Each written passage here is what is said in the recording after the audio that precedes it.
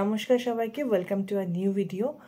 And আজকে আমি as a new মম, মানে নিউ মাদার এখন, আর as a nursing by profession আমার, তো সেই হিসাবে কয়েকটা কথা বলার জন্যই আজকে এসেছি ভিডিওটা নিয়ে। তো আজকে যে বিষয়ে কথা বলবো সেটা হচ্ছে সি সেকশনের রিকভারি টিপস। সি সেকশন হওয়ার পরে মায়েরা কী কী করলে খুব তাড়াতাড়ি সহজে সুস্থ হয়ে উঠবে।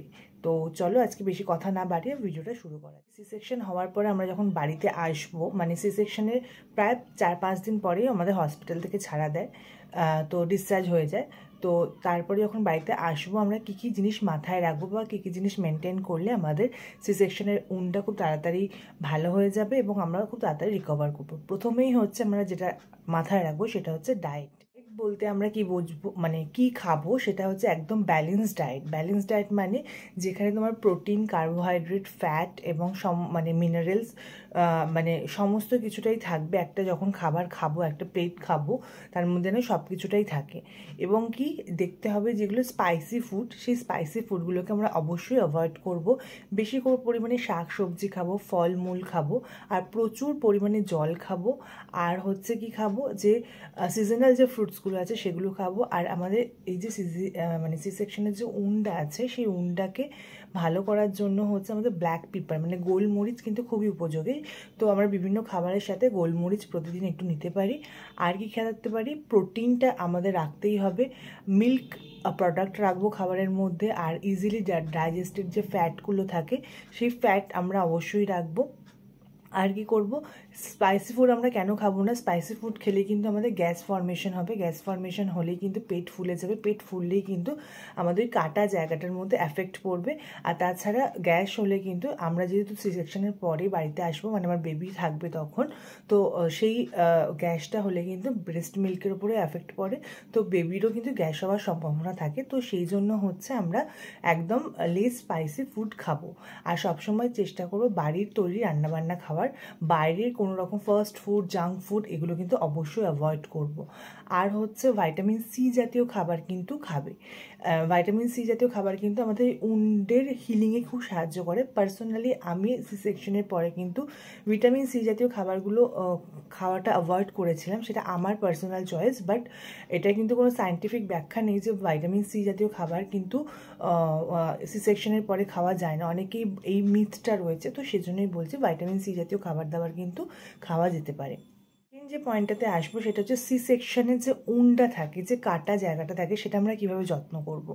তো উন্ডের যে জায়গাটা সেটা সবসময় ক্লিন অ্যান্ড ড্রাই রাখতে হবে, ঠিক আছে? এবার ডাক্তারের অ্যাডভাইস নিয়ে তুমি ড্রেসিং করবে। বাড়িতে ড্রেসিং করতে পারো, ডক্টরের কাছে গিয়ে ড্রেসিং করতে পারো, ঠিক আছে? এবার আমাকে আমার ডক্টর হচ্ছে টি ব্যাগ টয়েনমেন্টটা দিয়েছিল, আর বাড়িতে কিন্তু ড্রেসিংয়ের সমস্ত জিনিসই কিনতে বলেছিল।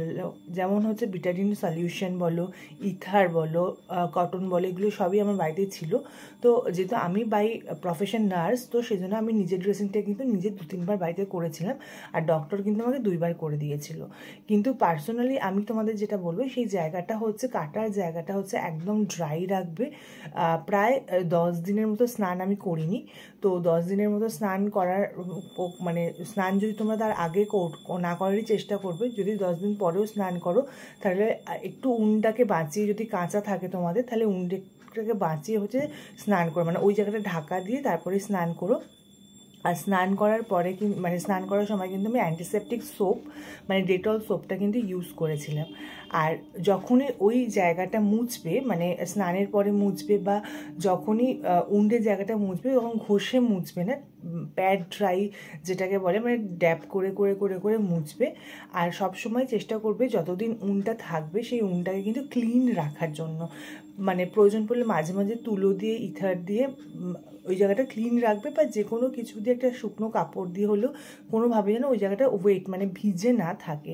তাহলে কিন্তু দেখবে তোমাদের উনটা কিন্তু খুব তাড়াতাড়ি হিলিং হয়ে যাচ্ছে। আসি কাজকর্ম মানে হচ্ছে আমাদের সিজারিয়ান সেকশনের পরে কিন্তু আমাদের মিনিমাম 1 মান্থ থেকে 1.5 মান্থ একদম রেস্ট দরকার হয়। কিন্তু বাড়ির সিচুয়েশান সবার সমান না, তো লোককে কম বেশি কাজকর্ম করতেই হয়। কিন্তু যদি কারোর বাড়িতে এমন সিচুয়েশান থাকে যে রেস্ট নেওয়ার, তারা অবশ্যই রেস্ট করবে। আর যাদের বাড়িতে হেল্পিং হ্যান্ড নেই সেভাবে কাজ করতে হবে হয়তো, তাহলে তারা কিন্তু মাথায় রাখবে যেগুলো হালকা কাজ সেইগুলো করবে।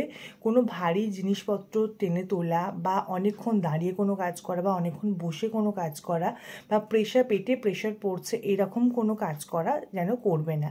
যখন শোবে বা মানে শোয়া থেকে উঠবে তখনও চেষ্টা করবে যাতে পেটে প্রেশার না দিয়ে কোনো মানে ওই কাজটা করো। বা যখন বাচ্চাকে ব্রেস্ট ফিড করাবে তখন যেন তল পেটটাতে আমাদের মানে লোয়ার অ্যাবডোমেনের মধ্যে প্রেশার যাতে না পড়ে, পিঠে বালিশ দিয়ে একটা রিল্যাক্সেশন পজিশন নিয়ে তারপরে হচ্ছে আমরা কিন্তু বাচ্চাকে ব্রেস্ট ফিড করাবো, যাতে কোনোভাবেই তল পেটের জায়গাটাতে চাপ না পড়ে। তাহলেই দেখবে তোমরা কিন্তু উনটা অনেক ভালো থাকছে, তোমরা খুব সিসেকশনের পরে তাড়াতাড়ি রিকভার করে ফেলছো।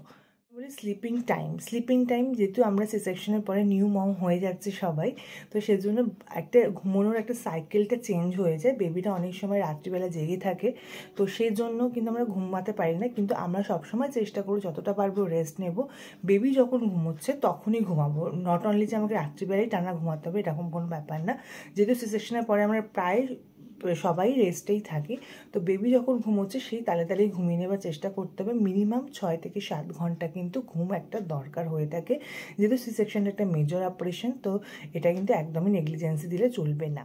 সি সেকশনের পরে আমাদের কি হয় যে অনেক দিনের রেস্টের পরে কি হয় যে আমাদের হাত পাগুলো বা কোমর বা পায়ের মধ্যে অনেক সময় সোয়েলিং হয়ে যায়, ব্যথা করে মনে হচ্ছে। তাহলে বাড়িতে যদি কেউ অ্যাভেলেবেল থাকে, সে একটু বয়স্ক দিদাও হতে পারে বা দিদিও হতে পারে, মাসি হতে পারে, তাহলে তাদেরকে দিয়ে একটু অয়েল ম্যাসাজ করানোর চেষ্টা করবে, তাতে আমাদের ব্লাড সার্কুলেশনটা ভালো হবে এবং আমরা কিন্তু আগের যে শক্তিটা সেটা কিন্তু পুনরায় ফেরত পাবো।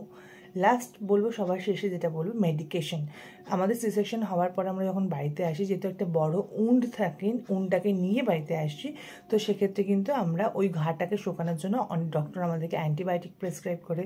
পেন থাকে ওই জায়গাটাতে, কাটার জায়গাটাতে, তাই জন্য পেন কিলার অ্যাডভাইস করে, ঠিক আছে। তো আর গ্যাসের মেডিকেশনও কিন্তু অ্যাডভাইস করে যাতে গ্যাস ফর্মেশন না হয়। তো যে মেডিকেশনসগুলো আমাদের অ্যাডভাইস করবে সেগুলো কিন্তু আমরা অবশ্যই নিয়ম মতো খাবো, কোনোটাই স্কিপ করব না।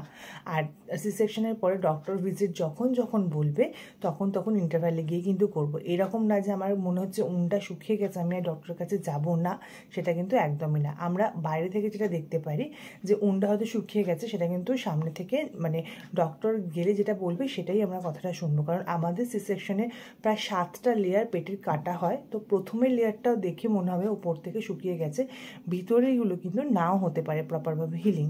তাই জন্য কিন্তু ডক্টরের পরামর্শ অবশ্যই নেব। ডক্টর যখন ভিজিটে যেতে বলবে আমরা কিন্তু তখন অবশ্যই ভিজিটে যাব। ভিডিওটা এই পর্যন্ত। যারা নিউ মম হয়েছে তাদের জন্য অনেক কনগ্রাচুলেশনস। আর আমি এখন নিউ মম হয়েছি, তো আমি আমার বেবিকে নিয়ে সারাদিন খুব ব্যস্ত থাকি, বাট আমি যে এক্সপিরিয়েন্সগুলো করছি আমি ভাবছি সেগুলো তোমাদের সাথে শেয়ার করো। তোমরা যারা নিউ মম হবে বা হয়ে গেছো তাদের হয়তো কিছুটা হলেও কাজে লাগবে। তো আজকের ভিডিওটা এই পর্যন্ত, দেখা হচ্ছে নেক্সট কোনো ভিডিওতে। ততক্ষণ বাই বাই, সবাই খুব ভালো থেকো।